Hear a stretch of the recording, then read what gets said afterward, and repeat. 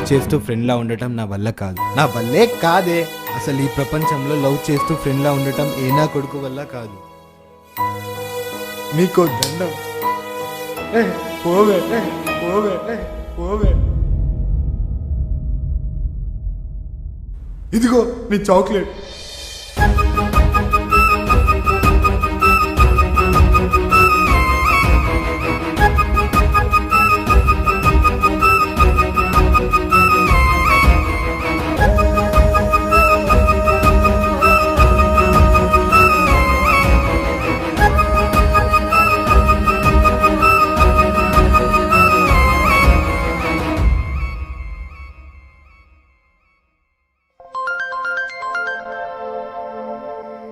First ఆ phone lift చేయి. నీకేమైనా పిచ్చా? వాడిని 4 years నుండి పిచ్చోళ్ళ తిప్పుకుంటున్నావు. లవ్ చేస్తే చేస్తానని చెప్పు, లేదంటే లేదని చెప్పు. అంతేగాని నువ్వు కన్ఫ్యూజ్ అవుతున్నావు, వాడిని కన్ఫ్యూజ్ చేస్తున్నావు. నేనేం కన్ఫ్యూజ్ అవ్వట్లేదు. నా క్లారిటీ నాకు ఉంది. వాడు నా friend, just a friend. Okay, లేని కోపాన్ని కావాలనుకుంటున్నావు, ఉన్న ప్రేమను వద్దనుకుంటున్నావు. అసలు నువ్వు ఇంకా ఈ మ్యాటర్ పెంచకు. ఫస్ట్ నువ్వు నీ మనసుని చెప్పకు. నీకు విషయం చెప్తా విను. ప్రేమను దాచటం, ప్రేమించిన వాళ్ళని చంపటం రెండు ఒక్కటేనే.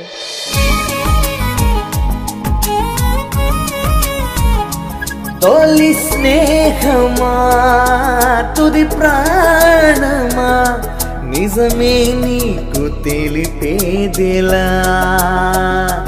తొలి స్వప్నమా తుది మౌనమా కలమే నీకు చూపేదిలా. నేను ప్రేమించింది ఏది నా జీవితంలో లేదే.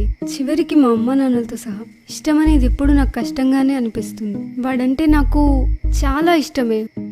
నేను వాడికి దగ్గర అవ్వడం అంటే వాడు నాకు దూరం అవ్వడమే. ఇంత కన్ఫ్యూజ్ లైఫ్లోకి వాడిని ఇన్వైట్ చేయడం కరెక్టేనా? వాడితో ఉండాలనుకోవడం నా ఆశ, వాడితో ఎప్పటికీ ఉండాలనుకోవడం నా అత్యాశ అవుతుంది. ఆశకి అత్యాశకు మధ్య నా దురదృష్టం ఉంది.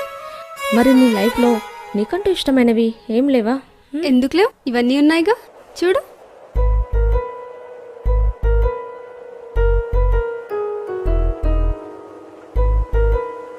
ఒక్కసారి ఇలా చూడే. ఈ ప్రపంచంలో వీటికన్నా బెస్ట్ ఫ్రెండ్స్ ఉంటాయా చెప్పు?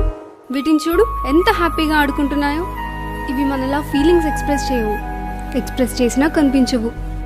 నేను కూడా అంతేనే. వీటిలాగా ఫీలింగ్స్ ఎక్స్ప్రెస్ చేయను, హ్యాపీగా మనసులో దాచేసుకుంటాను.